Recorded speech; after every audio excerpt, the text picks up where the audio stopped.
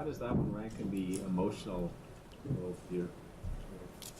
That was just a really tough one. It obviously sucks to compete so hard and come back the way I did in the second set tiebreak and save the match points just to double fault it away. So it's it sucks to be in. It's probably the biggest match I've played in my career as far as make a quarterfinals of a Masters points and all that. So it's really tough to lose that match. How do you regather yourself after having a set point in the second set and then losing that? Emotions have to be up and down. Sorry, what was the second part of that? I'm just commenting. The emotions have to be up and down. How do you handle that? Yeah, it was tough to manage because I feel like when I broke him the game before, I started to get a good feel from the baseline of started kind of getting in on the baseline. I felt like the first set he was just dominating me from the back, and the only way I could really win points was just hitting a big shot or hitting a big serve. So I felt pretty good going into that game to serve it out, but that's when it started getting just insanely windy. So I just didn't manage the conditions well that game, and after I got broken that game, I just had to make sure I didn't just fully collapse and get broken again. I told myself to make sure I got it to a tiebreaker, and then we got it to the tiebreaker, and after the first 4 points of just missing, I decided, with the wind, I couldn't I couldn't keep trying to hit through the wind. It's too tough to time the ball and hit big shots when it's just going everywhere. So I kind of changed my strategy for the conditions. I just made more balls, and that's how I was able to turn it around. Despite the disappointment, you must be pretty proud of your effort in this tournament, no?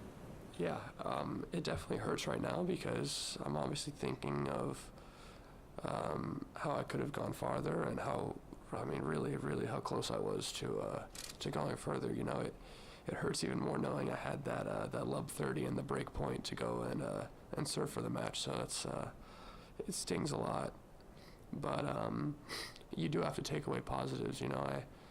I made the round of 16 for the first time, and I think I'm playing very good tennis. This year for me has been very consistent. I've had a lot of strong results, and I'm off to a really good start for the year, and I think that I can build on this and make this more of a regular thing. I feel confident that I'm not playing like out of my mind or anything like I was doing when I was 18 to produce good results. I feel like I'm playing within myself and having these results, so I feel a lot more confident in backing up and becoming more consistent on tour with this kind of stuff.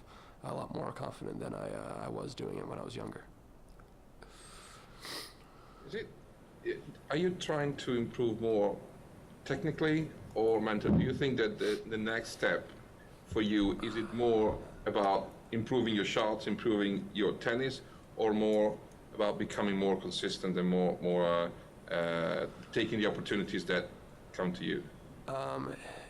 It's both. You really have to, in tennis, you really have to take your opportunities. Today was an opportunity for me to get 180 points instead of 90 points, to make quarterfinals of a Masters instead of round of 16. Like I just said, there's positives to take out, but it stings not going that extra bit and doing what you think you could have, and it's tough.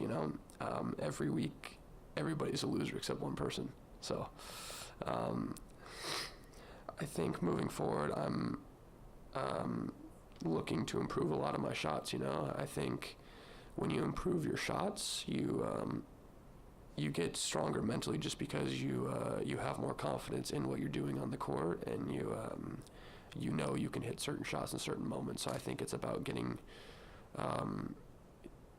everything better so I can trust myself in those moments. Today it was windy, and it was a very fine line between do I just push the ball and make it, or do I go for a little extra, but I'm not sure if I can make it because it's windy and I could miss it. So I think I'm gonna be working on a bit of everything. I'm always picking up little mental things and things that help me on the court through Paul. But definitely think I need to just improve everything, obviously. When you're not go out and watch some of the matches, some of the guys like Federer and Rafa, and see how they handle those tough situations? Do you learn from them? Not really, to be honest. I feel like the way those guys do things in the big moments, like that's the stuff that just can't be taught.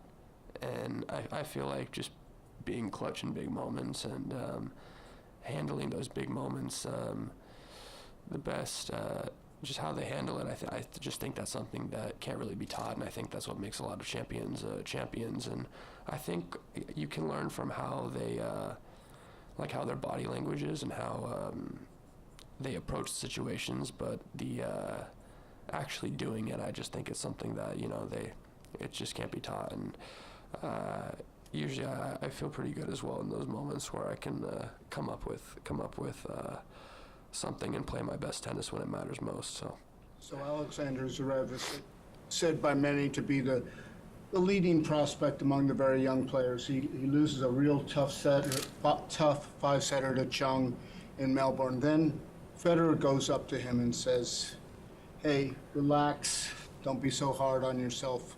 I didn't reach a quarters till I was 22. Talk about the process of gaining confidence, of someday getting in that place where you are clutch in the big moments. It's experience, of course. You know, it's definitely experience, and getting in those moments more. I think the more you're in those moments, the more comfortable you will get. But I think it's a fine line between, you know, telling yourself, you know, I'm young, I have time, but then, you know, that can also obviously be a bad thing, because you'll just keep telling yourself, I have time, I have time, I have time, and then eventually you really won't. So I think, you know, I think we're all striving to be the best we can, so we will get upset when we lose matches, even though we do have time. And I think that, yeah, Zverev is leading the group. He's had some amazing results, and he's an incredible player, and, you know, he has nothing to be upset about, even though obviously he wants to push even farther and do even better, like we all do. What makes Coric such a top player? He's an extremely good competitor.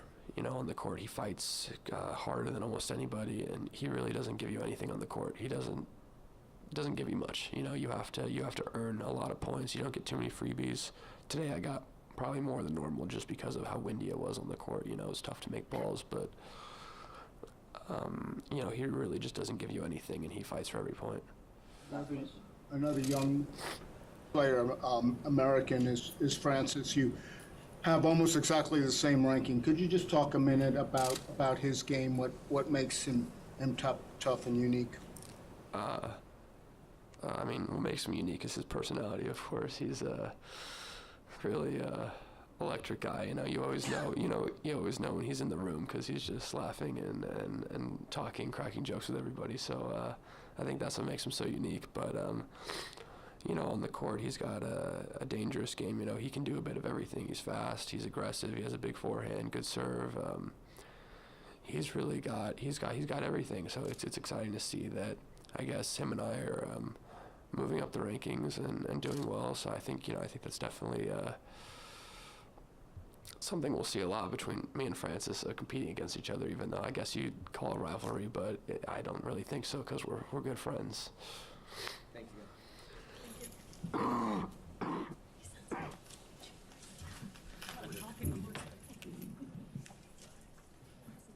You can't get